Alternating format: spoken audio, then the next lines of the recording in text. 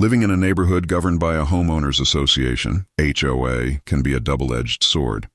On one hand, there are rules that help maintain property values. On the other, there are overzealous members who take their roles a bit too seriously. This is my tale of how a persistent HOA member, whom I affectionately dubbed Karen, turned my front lawn into her personal shortcut.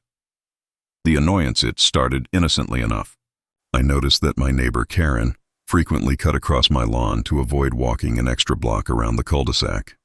At first I shrugged it off, thinking it was a minor annoyance. But as weeks turned into months, I found myself increasingly frustrated. My carefully tended grass was becoming a worn path, and I knew I had to put an end to it. The plan determined to reclaim my lawn. I devised a plan that would deliver a memorable message to Karen. I decided to install a surprise that would make her think twice before trampling my grass again. After some brainstorming, I settled on a clever and harmless idea. A series of decorative garden gnomes, each with a unique expression, positioned along the route she typically took. The execution, I spent an afternoon setting up my quirky gnome display, strategically placing them in a way that would catch her attention. Each gnome was designed to look as if it were watching her every step, with one even holding a sign that read, "Please don't walk on the grass." I couldn't help but chuckle at the thought of her reaction. The reveal the next day, I watched from my window as Karen approached my house, just as she always did. As she stepped onto my lawn, her eyes widened in disbelief at the sight of my gnome army. I could barely contain my laughter as she stopped in her tracks, clearly flustered by the unexpected display. The confrontation Karen stormed over to my door, visibly upset. "You can't just put those things on your lawn," she exclaimed. I calmly explained that I was merely protecting my property and that the gnomes were meant to communicate my feelings in a lighthearted way. Surprisingly, her anger softened as she realized the humor in the situation. The resolution, what followed, was an unexpected conversation about respect and boundaries. Karen admitted that she hadn't considered how her shortcut affected me. We reached a friendly agreement that she would use the sidewalk from now on, and even complimented my gnome collection. Conclusion: what began as an annoyance turned into an opportunity for understanding and laughter. My lawn remained intact, and I gained a new perspective on how to handle conflicts with neighbors. Sometimes a little humor can go a long way in resolving disputes, and I'll forever cherish the day I installed my surprise that Karen will never forget. When I bought my home 3 years ago, I thought I had finally escaped city noise and chaos. The community was beautiful: green lawns, quiet streets, and a sparkling lake nearby. The only problem? The Homeowners Association, HOA, and their self-appointed enforcer, Karen. She was the type who believed every blade of grass and every mailbox belonged to her control. Clipboard in hand, she inspected lawns like a military commander. Part 2, the shortcut problem. It started small. Every morning, I'd notice footprints on my freshly mowed grass, and sometimes tire marks near my driveway. At first I thought it was kids or delivery guys cutting across my lawn to save time. But one afternoon, I saw it with my own eyes. Karen and 2 HOA members were walking right across my front yard, carrying flyers and talking loudly. They didn't even glance at me as I stood there shocked. "Excuse me," I called out. "That's my property." Karen turned around, smirking. "We're allowed to cross. It's common HOA ground." She was wrong. I'd checked my deed. The property line ended exactly at the sidewalk. The grass they were trampling was mine. When I told her that, she rolled her eyes. "Don't be so uptight. It's just grass." That was her favorite phrase. Just grass. Part 3. The warnings. Begin. I tried being nice. I sent a polite email to the HOA asking members to stop using my yard as a shortcut. No reply. The next week, I installed a small private property do not enter sign. The morning after, I found it ripped out of the ground and thrown into my flower bed. Later that day, I caught Karen doing it on camera. She smirked at the security camera before walking away. I reported her again. Still no action. Apparently, when you are the HOA, you can do whatever you want. That's when I decided it was time for a little creative revenge. Part 4. The surprise installation. Went to a local hardware store and bought motion-activated sprinklers, the kind that shoot out water the moment something moves across the lawn.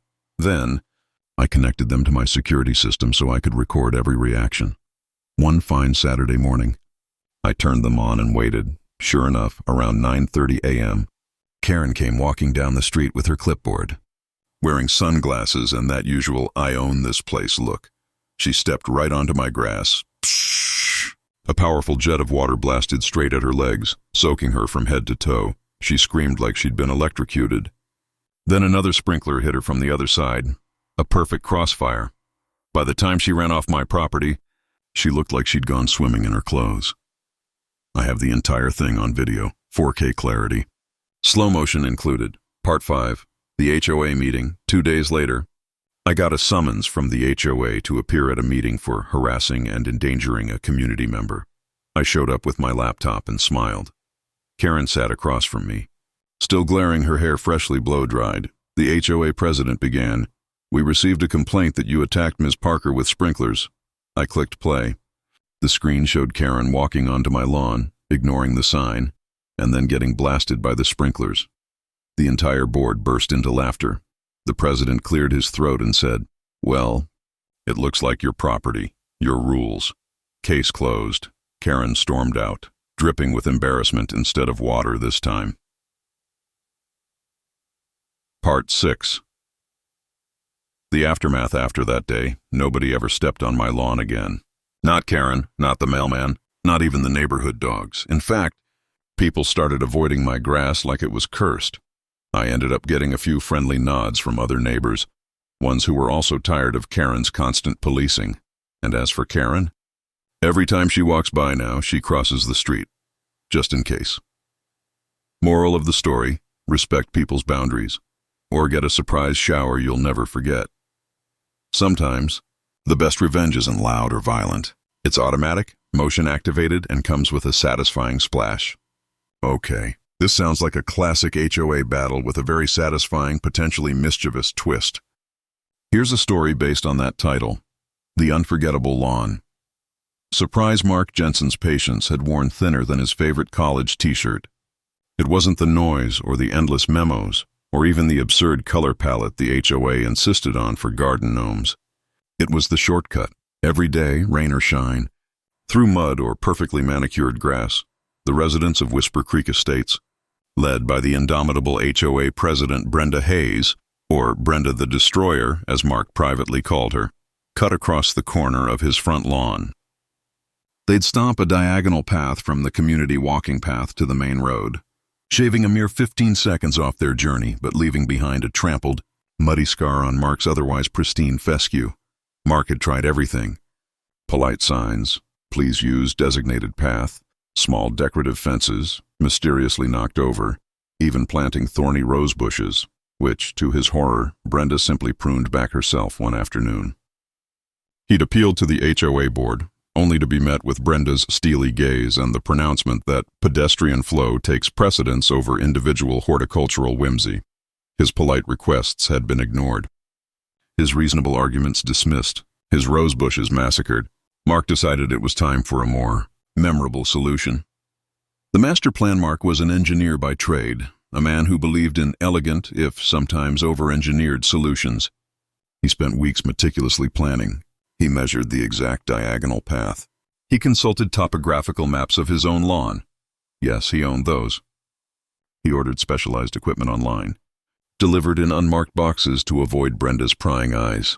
His neighbors, used to Mark's meticulous gardening, simply saw him spending more time than usual tending to that problematic corner. They didn't notice the subtle undulations he was creating in the soil, the precise placements of reinforced edging, or the discreet wiring being laid beneath a fresh layer of topsoil. The day he unveiled his lawn improvement project was a Tuesday prime shortcut time. He'd put up a new temporary sign, "Lawn under renovation. Please use sidewalk." It was ignored, of course. The unforgettable surprised Brenda Hayes, a woman who walked with the righteous indignation of someone personally wronged by every blade of grass out of place, was the first to experience it. She strode confidently from the community path, briefcase clutched, eyes fixed on her destination, ready to carve her usual diagonal. As her foot landed on the first section of Mark's newly renovated lawn, a series of small, barely perceptible vibrations began. Not harsh or jarring, but a subtle, rhythmic wobble. Brenda took another step. The wobble intensified. The ground beneath her feet felt less like solid earth and more like a very firm yet unsettlingly bouncy marshmallow. Her carefully coiffed hair started to jiggle. Her briefcase swung slightly. She stopped, confused. Had she twisted her ankle? She tried another step, slowly. Wobble, wobble, wobble. The ground now had a distinct spring to it, like walking on a series of